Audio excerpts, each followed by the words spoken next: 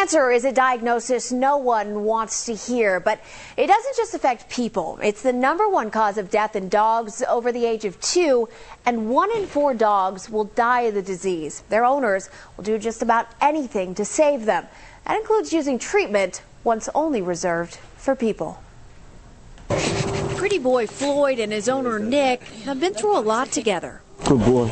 Nick rescued Floyd at the age of 5. They graduated from obedience class, but now these best friends are facing a new challenge. I instantly thought cancer, and so then that's what I got a little nervous and scared and took him in right away. That's when Nick learned Floyd was suffering from lymphoma, a common type of cancer in dogs. It's pollinated, it's internal, it's everywhere. For Floyd, it would be a matter of months before the cancer would kill him, unless they started chemotherapy. Nick is one of a growing number of dog owners turning to chemo in hopes of a cure. Going to the vet, hoping that the vet would have a cure for it. But then when she told me that there isn't, then it's just sad.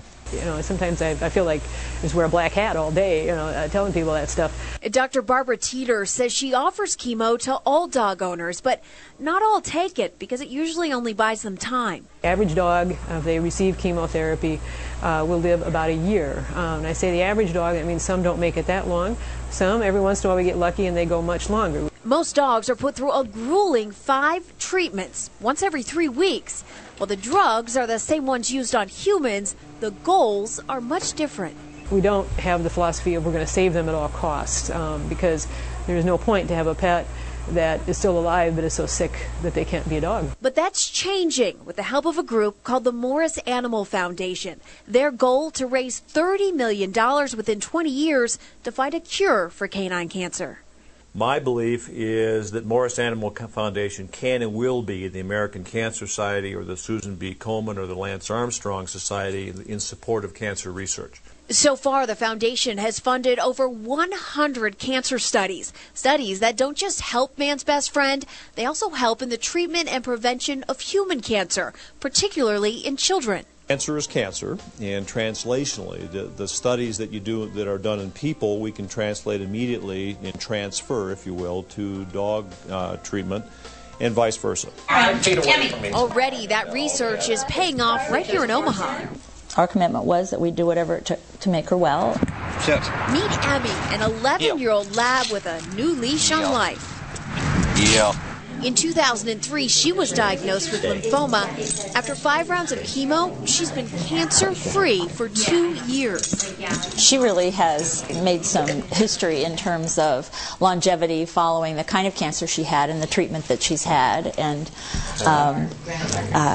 we're very proud of that. Dr. Ken Bird and his wife spent thousands to save Emmy.